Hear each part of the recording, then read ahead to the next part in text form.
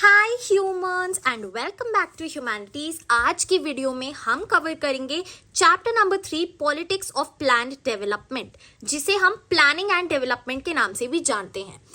ये चैप्टर की ये एक्सप्लेनेशन वीडियो होगी which will focus on your CBSE boards as well as your CUET preparation.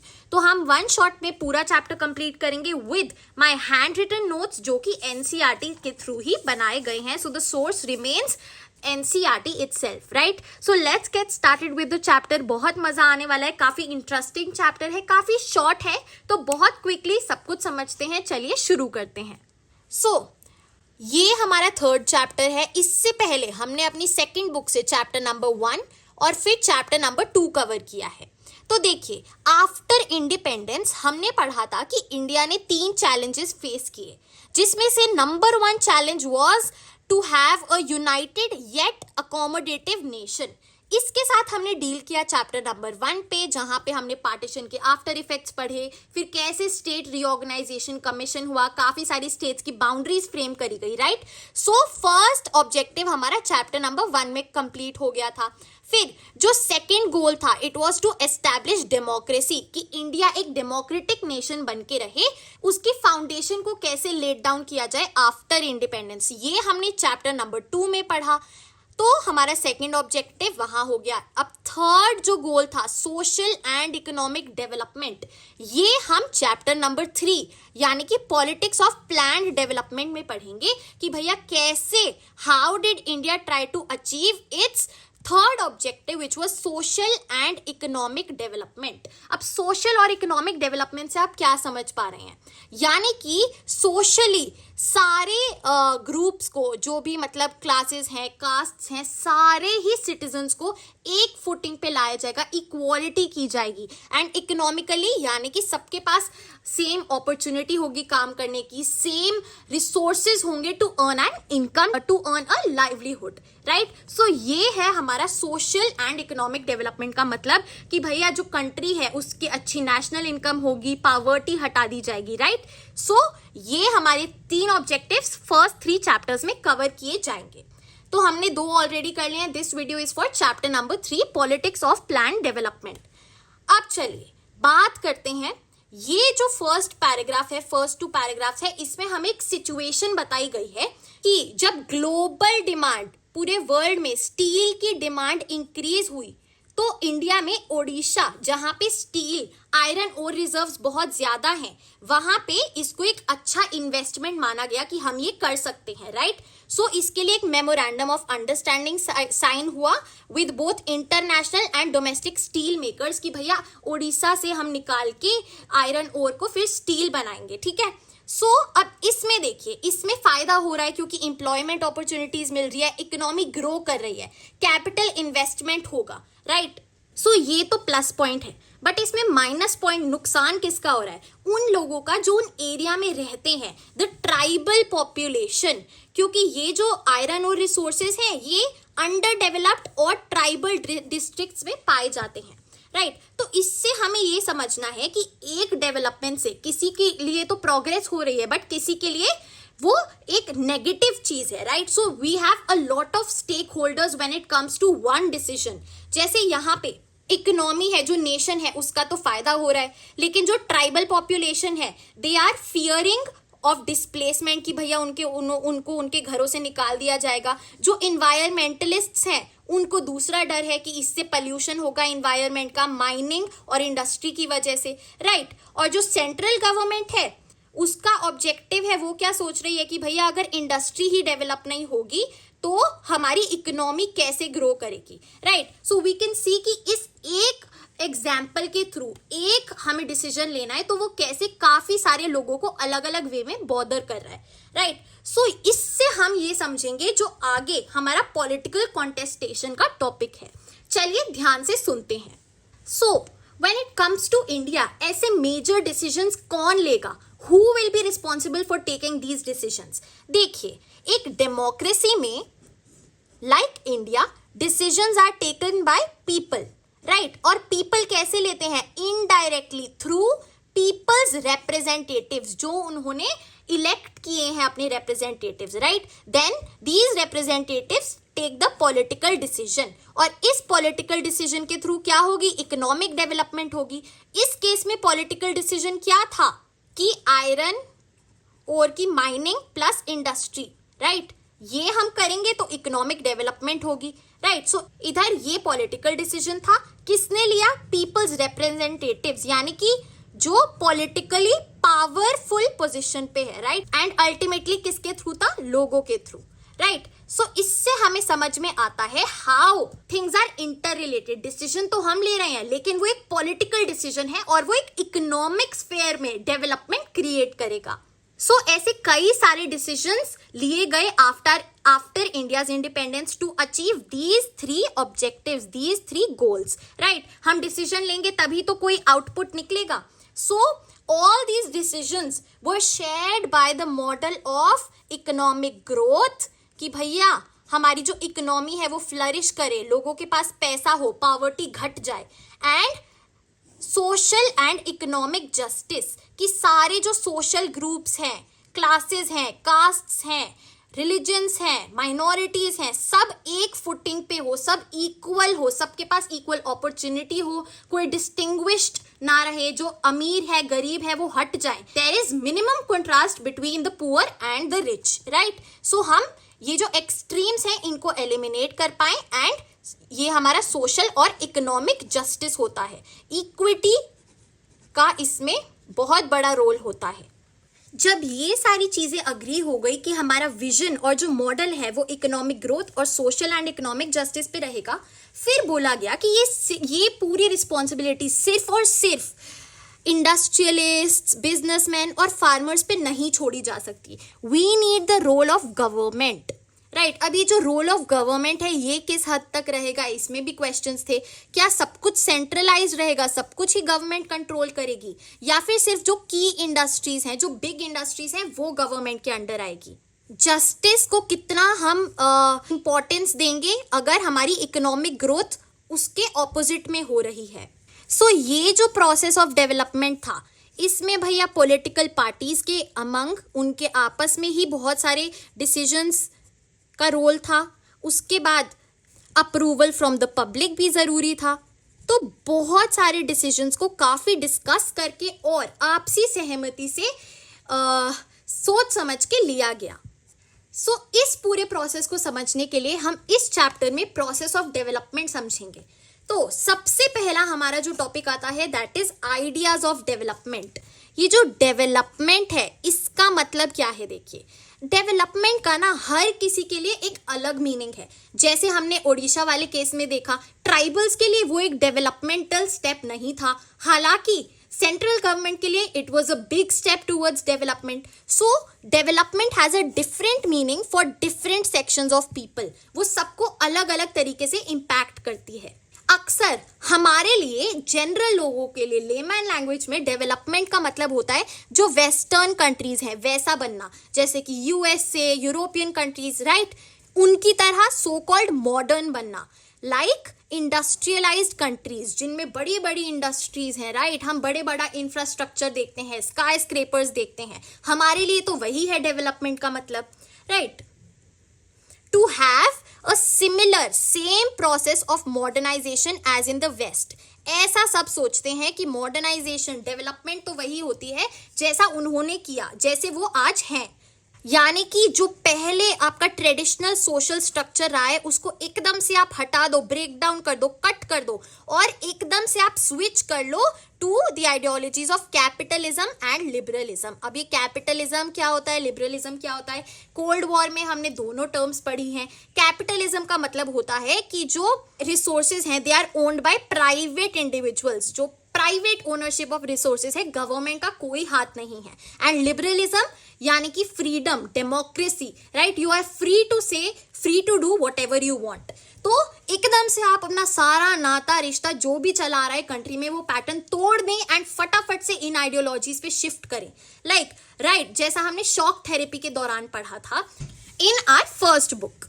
Development और modernization को इन 3 आइडिया से बहुत ज्यादा एसोसिएट किया जाता है। नंबर 1 ग्रोथ, जितनी ग्रोथ होगी कंट्री की उतनी ज्यादा वो डेवलप होगी, मॉडर्न होगी, right. Material progress, material progress यानी कि जो इंडस्ट्रीज हैं, जो आउटपुट प्रोडक्शन है, वो सब भी इंक्रीज हो रहा है। And then scientific rationality. इन तीनों आइडियाज के बेसिस पे सबने बात करी about 3 types of countries, categorize किया। क्या कैटेगरीज थी? Developed, developing and underdeveloped countries. India किस में फॉल करता है आज के दिन भी? It is a developing country. And developed countries हम मानते हैं western countries like USA and other European countries, right. Underdeveloped countries बहुत सारी अफ्रीका की कंट्रीज को माना जाता है। किस बेसिस पे है ये? जो फैक्टर्स हमने डिस्कस करे, right, growth, material progress and scientific rationality. So as we all know, जब इंडिया आजाद हुआ तो इंडिपेंडेंस से पहले, on the eve of independence, हमारे पास 2 ऑप्शंस थे। हम इजीली या तो यूएसए और यूरोप वाला लिबरल कैपिटलिस्ट मॉडल चूज कर सकते थे, यानी कि सारी जो रिसोर्सेज होंगे वो प्राइवेट ओनरशिप होगी, प्राइवेट इंडिविजुअल्स के हाथ में होंगी, गवर्नमेंट का कोई रोल नहीं रहेगा। एंड लिबरल यानी कि डेमोक्रेसी, फ्रीडम, इक्वालिटी में माना जाएगा।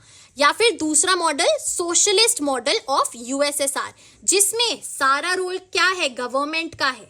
गवर्नमेंट सारे रिसोर्सेज गवर्नमेंट ओन्ड है, कम्युनिटी एज अ होल सब कुछ ओन करती है। सोशलिस्ट मॉडल के बहुत सारे सपोर्टर्स थे इंडिया में, it was widely supported. And liberal capitalist model के काफी कम सपोर्टर्स थे। The Indian leaders were very clear कि जो टास्क ऑफ पॉवर्टी एलिविएशन है, जो अभी इतनी गरीबी बढ़ गई है, उसको हटाने का काम किसका रहेगा? The primary responsibility should be that of the government. Government करेगी ऐसा। साथ ही साथ सोशल एंड इकोनॉमिक रीडिस्ट्रीब्यूशन, उनको ऐसी अपॉर्चुनिटीज मिले जहां सबको इक्वल फुटिंग पे रिसोर्सेज का एक्सेस मिले, इनकम कमाने का मौका मिले। ऑब्वियसली कॉन्फ्लिक्ट्स भी थे। कुछ लोग चाहते थे कि इंडिया इंडस्ट्रियलाइजेशन का पाथ फॉलो करे for development, while others wanted to go for agricultural development, क्योंकि जब तक फूड शॉर्टेज रहेगी तो पॉवर्टी से हम निकल नहीं पाएंगे। इससे एलिविएशन ऑफ रूरल पॉवर्टी होगी। गांव के लेवल पे, विलेज लेवल पे, रूरल लेवल पे लोगों को गरीबी से हटने का मौका मिलेगा। अब चलते हैं अपने दूसरे टॉपिक पे, प्लानिंग। तो अभी हमने बात तो सुन ली है, क्या हुआ, कैसे हुआ, क्या ओपिनियंस थे सबके, इंडिया कौन सी आइडियोलॉजी को सपोर्ट कर रहा था। And it was very clear, there was a clear consensus, यानी कि लोगों ने मान लिया था, म्यूचुअली अग्री कर लिया था कि हम प्राइवेट एक्टर्स पे ये रिस्पॉन्सिबिलिटी प्लानिंग और डेवलपमेंट की नहीं छोड़ सकते। Government will play a role in making a design और a plan for development. Clear है? ये बात तो साफ सीधी स्पष्ट थी। और ऐसा क्यों था?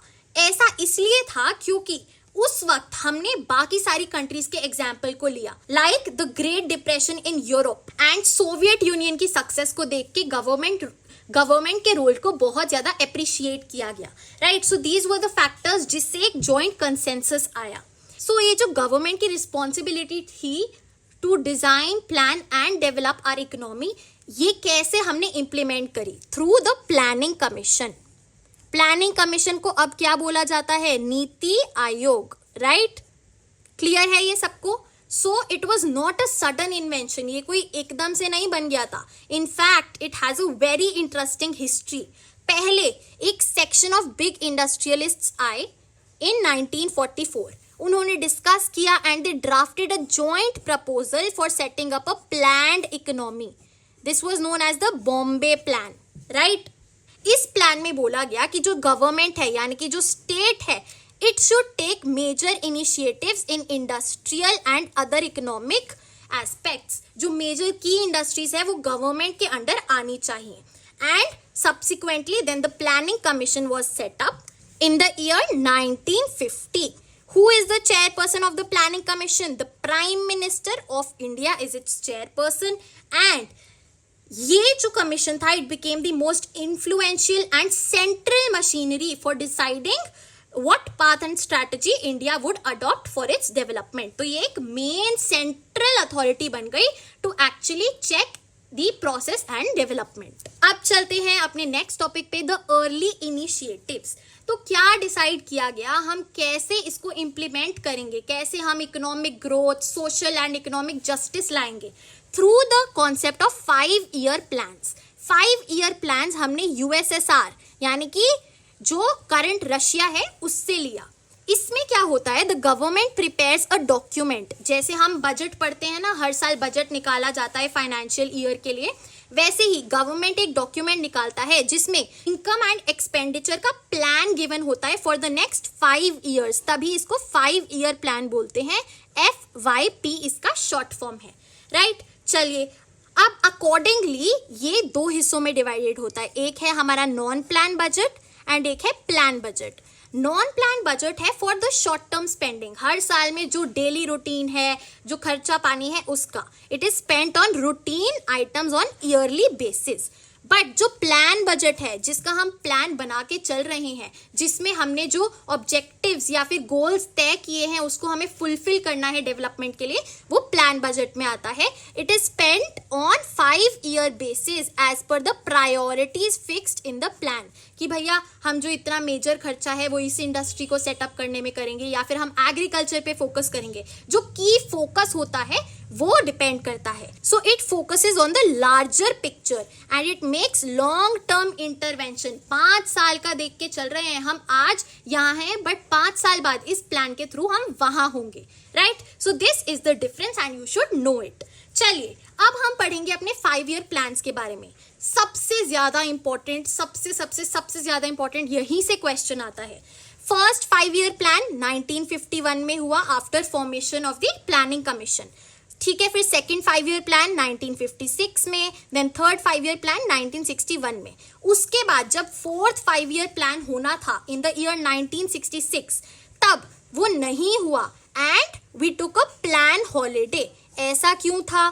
Because India was facing an acute economic crisis. उस टाइम क्या क्या हुआ था? We lost back to back our 2 prime ministers, Jawaharlal Nehru and Shastri ji. साथ ही साथ we had a war with China. So उस time we were not in a position to plan our economy. तो हमने 1966 से लेके 69 तक एक प्लान हॉलीडे लिया, very important for MCQ perspective. अब फटाफट हम अपना सबसे मेजर और इंपॉर्टेंट पोर्शन कवर करेंगे in a very easy and efficient manner.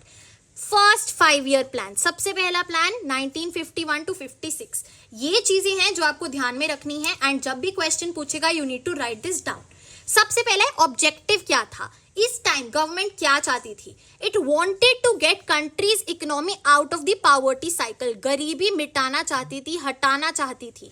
और ये कैसे होगा? जब national income of the country would increase, लोगों के पास सेविंग्स है, इनकम्स है, एक जरिया है, एम्प्लॉयमेंट है to earn a livelihood, right. उसके बाद रोल, किसने एक मेजर रोल प्ले किया इसकी प्लानिंग में? It was KN Raj, a young economist. हर एक प्लान में मोस्टली एक हमारा लीडर रहता है who framed and planned this 5 year plan. So इधर KN Raj, a very very important personality, and उनका ओपिनियन था that India should hasten slowly, यानी कि थोड़ा जल्दी भी चलना है लेकिन आराम आराम से। शुरू के 2 डेकेड्स में, शुरू के 20 साल हमें थोड़ा ध्यान से डेवलपमेंट करनी है, because a fast rate of development can endanger our democracy. हमें डेमोक्रेसी को भी साथ में लेके चलना है। Then what was the key focus?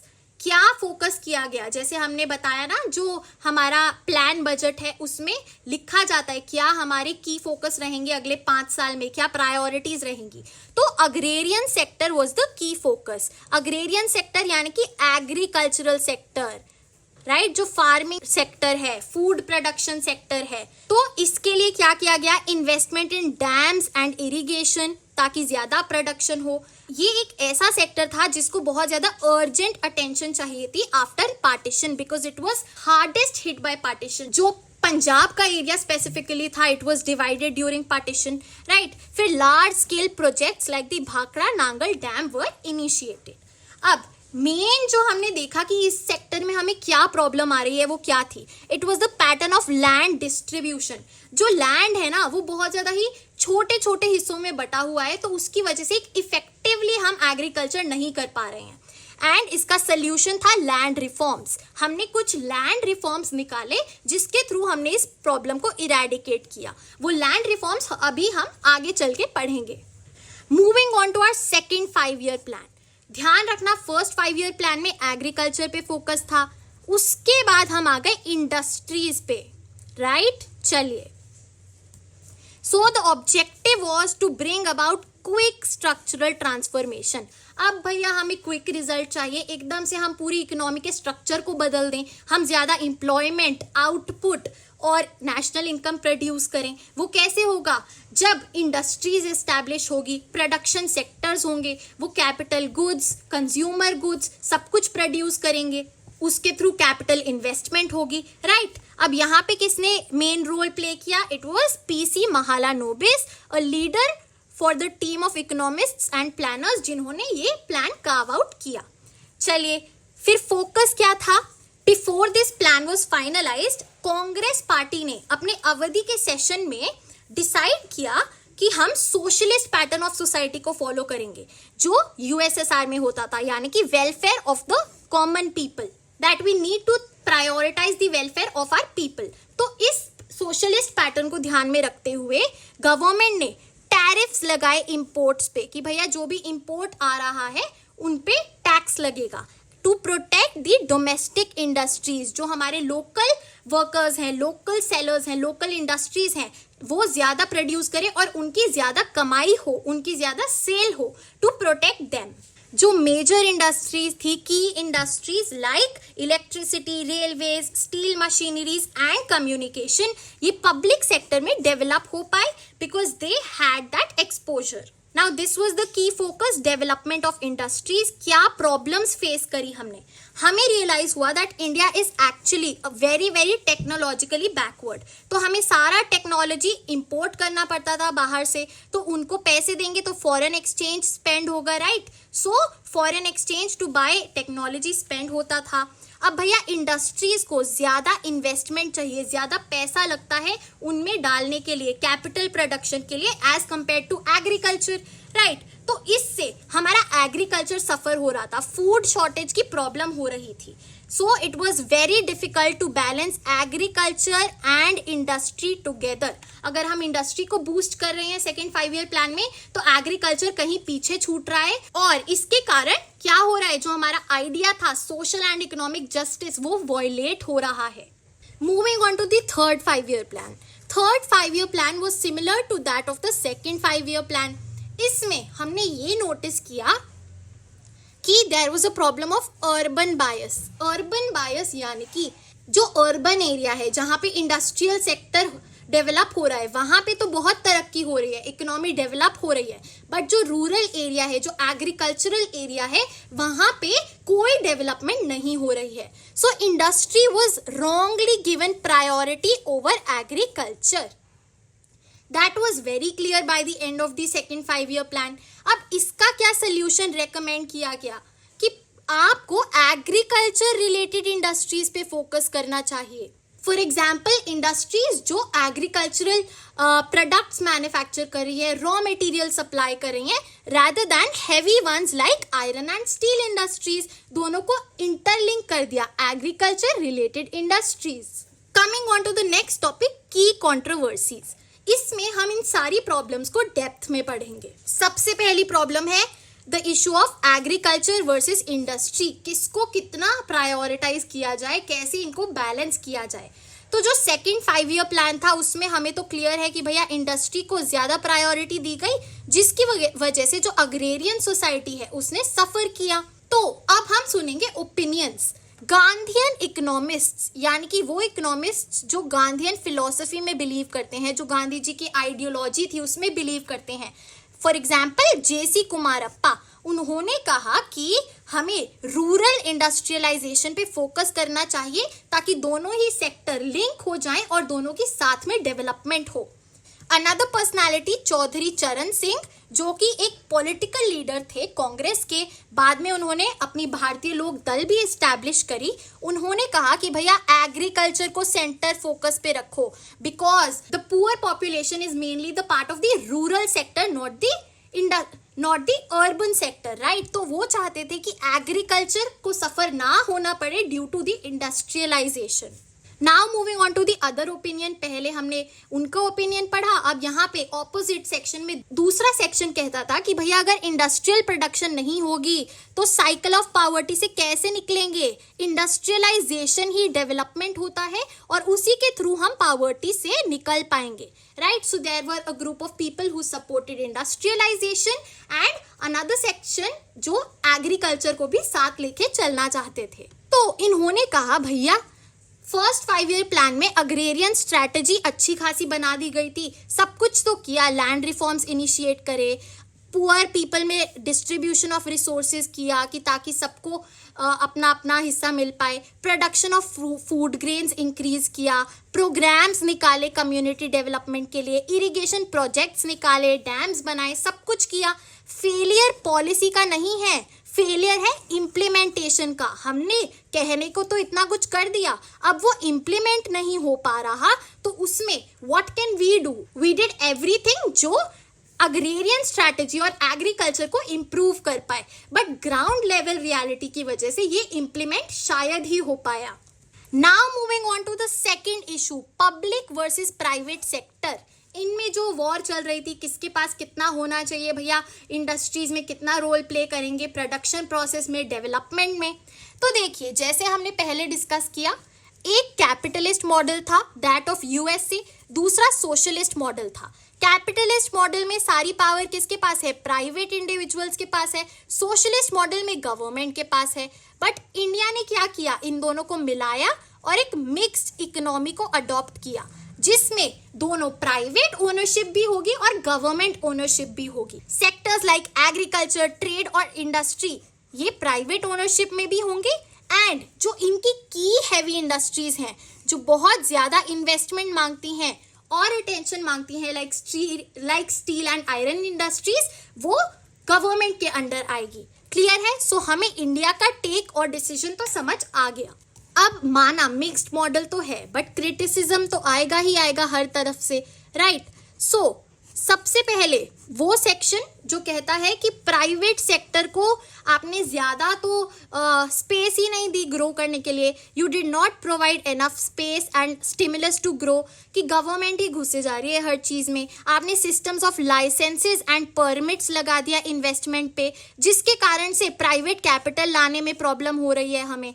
उसके बाद आपने इंपोर्ट ऑफ गुड्स पे भी रिस्ट्रिक्शन लगा दिया। हम कैसे ग्रो करेंगे, हमें कैसे पता चलेगा कि हम कहाँ पे लैग कर रहे हैं, अगर हम बाहर के प्रोडक्ट्स ही नहीं देख पाएंगे, हम अपने प्रोडक्ट्स को कैसे चीपर बनाएंगे, राइट। वो जो स्टिमुलस है टू ग्रो, वो जो अपॉर्चुनिटी है वो आपने हमसे छीन ली। आपका हर एक चीज में ज्यादा कंट्रोल है, over control by the state यानी कि government, which has led to inefficiency and corruption.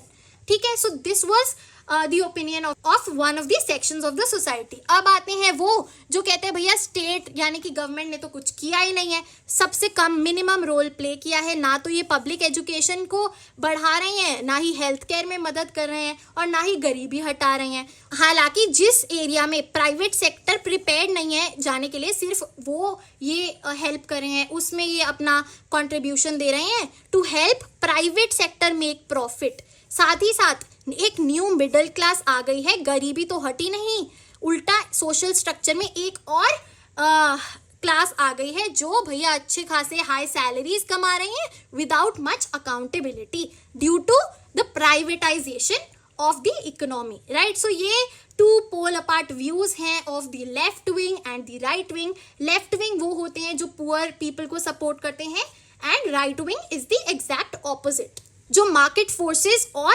Interest में बिलीव करते हैं।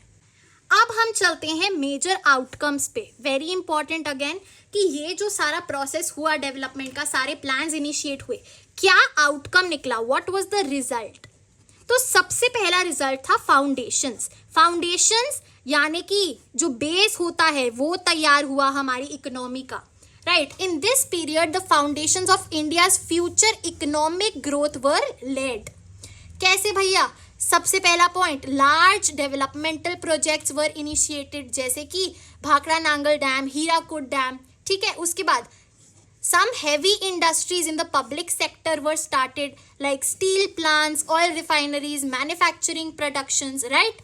उसके बाद इंफ्रास्ट्रक्चर डेवलप हुआ भैया, ट्रांसपोर्टेशन के लिए, रोड्स, हाईवेज, राइट, कम्युनिकेशन के लिए सब कुछ इंप्रूव हुआ। तो ये ऐसी चीजें हैं जो एक इकोनॉमी का बेस स्ट्रॉन्ग करती है, फाउंडेशन बनाती है।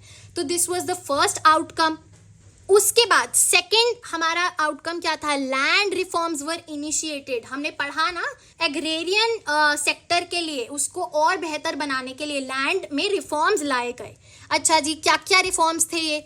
सबसे पहले abolition of colonial system of zamindari. Colonial system यानी कि जब हम ब्रिटिशर्स की कॉलोनी थे, India was a colony under the British, तब जमींदारी सिस्टम होता था, यानी कि लैंड ओनिंग क्लास, कुछ ऐसे लोग थे जिनको परमानेंट ओनरशिप दे दी गई थी उन लैंड्स की, फिर वो और लोगों को एम्प्लॉय करके वहां पे कल्टीवेशन कराते थे। तो वो एक बहुत ज्यादा ही पॉलिटिकली स्ट्रांग और पावरफुल सेक्शन बन गया था, ये मिटाया गया, राइट। उसके बाद देखिए कंसोलिडेशन ऑफ लैंड किया गया, जो जैसे मैंने बताया small small pieces of land अलग अलग लोगों के थे, दे वर डिवाइडेड, राइट। तो इन सबको एक कर दिया गया ताकि बेहतर एग्रीकल्चरल प्रोडक्शन हो पाए, वो यूजफुल हो पाए क्रॉप्स को कल्टीवेट करने के लिए। उसके बाद अपर लिमिट यानी कि एक सीलिंग लगा दी गई कि आप इस अमाउंट से ज्यादा लैंड नहीं ओन कर सकते, ठीक है। ये किस लिए किया गया? To prevent that control and power, वो जो डोमिनेशन है उसको रिड्यूस किया जाए, सबके पास इक्वल लैंड हो, ठीक है। एंड फिर greater legal security was given to the tenants, जो काम करते थे उन लैंड्स पे, उनको लीगल सिक्योरिटी दी गई अगेंस्ट इविक्शन की, अगर तुम्हें हटाया भी गया so you have a back, so you can fight for your right. अब भैया जैसे हमने पढ़ा पॉलिसी तो ये है, पर ये क्या ये इम्प्लीमेंट हुई? कितने हद तक इम्प्लीमेंट हुई? तो ये दोनों पार्ट्स तो हमारे बिल्कुल ही इम्प्लीमेंट नहीं हो पाए। So in totality, in conclusion, land reforms did not take place effectively in most parts of the country. Political power remained with the land owning class यानी कि zamindars, and big industrialists continued to benefit while poverty did not reduce much.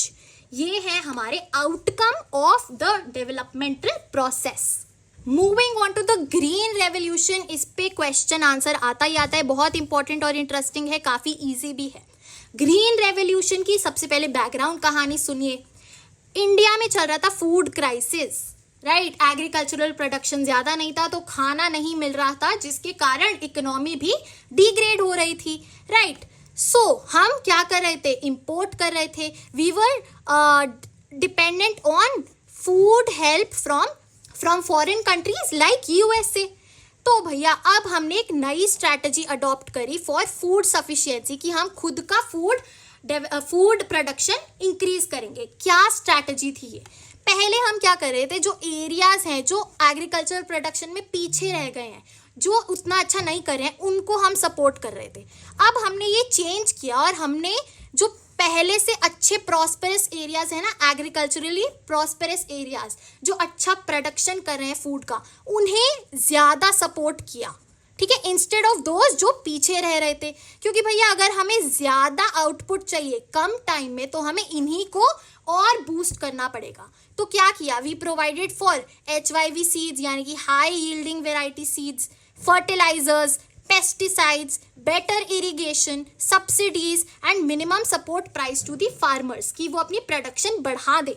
We कौन है? Government है, right. Because the objective was to increase production rapidly in the short run. Short run पे तो जो पहले से दे रहा है उसको थोड़ा और रिसोर्सेज दोगे तो वो और ज्यादा देगा प्रोडक्शन, राइट। तो ये स्ट्रैटेजी जब हमने चेंज करी तो we could actually get out of that spiral of food shortage.